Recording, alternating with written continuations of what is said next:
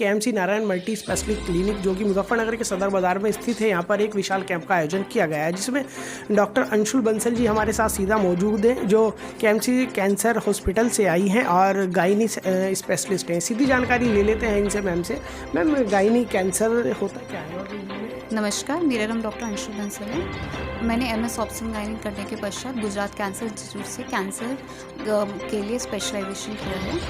आपका क्वेश्चन था कि गायनिकोलॉजिकल कैंसर्स क्या होते हैं, जो कि सारी औरतों का जो पूरा रिप्रोडक्टिव सिस्टम है उसमें होने वाले विभिन्न प्रकार के कैंसर को हम गायनिकोलॉजिकल कैंसर कहते हैं। जैसे कि गर्भाशय का कैंसर, गर्भाशय के मुख का कैंसर, अंडाशय का कैंसर, योनि मार्ग का कैंसर, ये जो सारे कैंसर्स हैं ये सारे गायनिकोलॉजिकल कैंसर्स में गिने जाते हैं। गायनिकोलॉजिकल कैंसर्स में जैसे सर्वाइकल कैंसर का मुख्य कारण है ह्यूमन पैपिलोमा वायरस इन्फेक्शन। उसमें उसकी वजह से क्या होता है कि जो नॉर्मली 50 साल से उम्र की जो ज़्यादा औरतें हैं, अगर उनको अगर ज़्यादा ब्लीडिंग हो रही है, गंदा सफ़ेद पानी बह रहा है, या रजोनिवृत्ति होने के उपरांत भी अगर उनको महीना आ रहा है, तो ये कुछ तरीके के सिम्टम्स हैं जो कि हमें अलार्म करते हैं कि पेशेंट्स में कोई दिक्कतें हो सकती हैं। तो उसके लिए हमें तुरंत जो भी हमारे आसपास कोई कैंसर स्पेशलिस्ट हैं उनसे कांटेक्ट करना चाहिए। मैम डेली रूटीन में भी क्या इनसे बचाव के लिए कुछ उपाय हैं जो घरेलू में?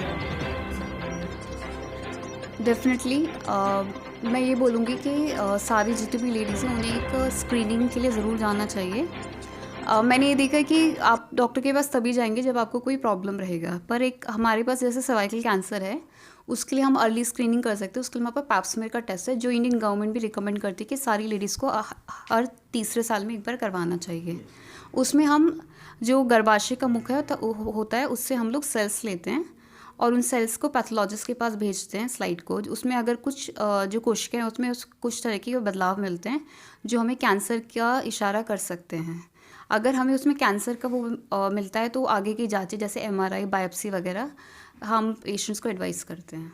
मैम बात की जाए कैंसर हॉस्पिटल्स की तो मेरठ में भी और दिल्ली में भी और अदर राज्यों में भी काफ़ी हैं। बात की जाए केएमसी आप ही के यहाँ पर पेशेंट क्या है, औरों के अकॉर्डिंग देखा जाए तो आपके यहाँ क्या किस तरह की फैसिलिटी अलग है? मैं ये बोलूँगी हमारे यहाँ एक ही छत के ऊपर कैंसर के जितने भी ट्रीटमेंट हैं वो सारे एक ही जगह पर अवेलेबल हैं।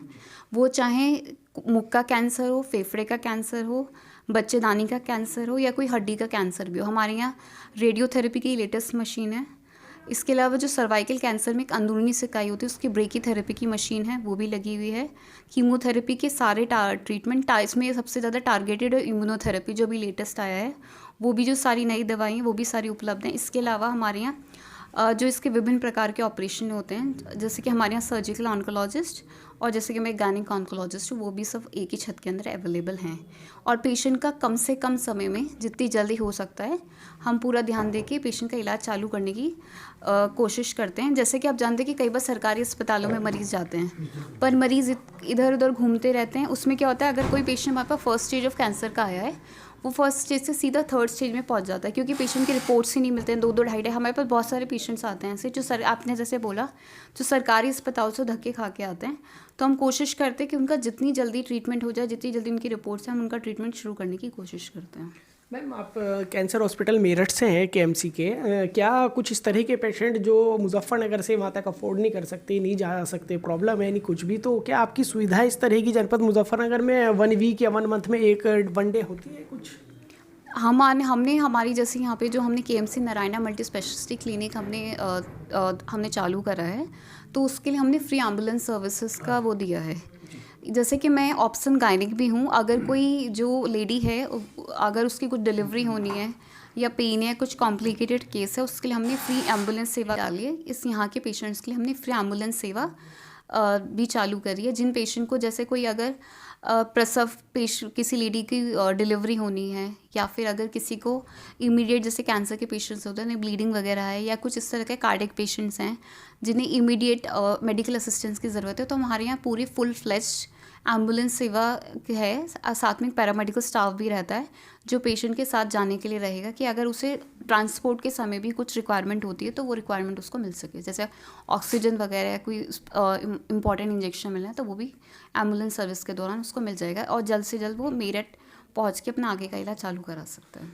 Thank you so much. जैसे कि मैम ने बताया कि एक बड़ी बात मैम ने कही कि एम्बुलेंस की सेवा बिल्कुल निःशुल्क और बिल्कुल फ्री यहाँ से इन्होंने दी हुई है। कोई इस तरह के अर्जेंट पेशेंट आते हैं तो सीधा इनके द्वारा उन्हें एम्बुलेंस से वहाँ पर पहुँचाते हैं, जिसका कोई भी शुल्क नहीं होता। और भी अन्य मुद्दों पर बात हुई, कैंसर से रिलेटेड सभी जानकारी बताई। अदर्स हॉस्पिटल के रिकॉर्डिंग देखा जाए तो केएमसी में कस्टमर क्यों आए, उन्होंने ये भी बताया पेशेंट के बारे में किस किस तरह की फैसिलिटी है और क्या क्या वहाँ पर सुविधाएँ मिलती हैं, सभी जानकारी दी। और भी आगे इस तरह की जानकारी आपको दिखाते रहेंगे।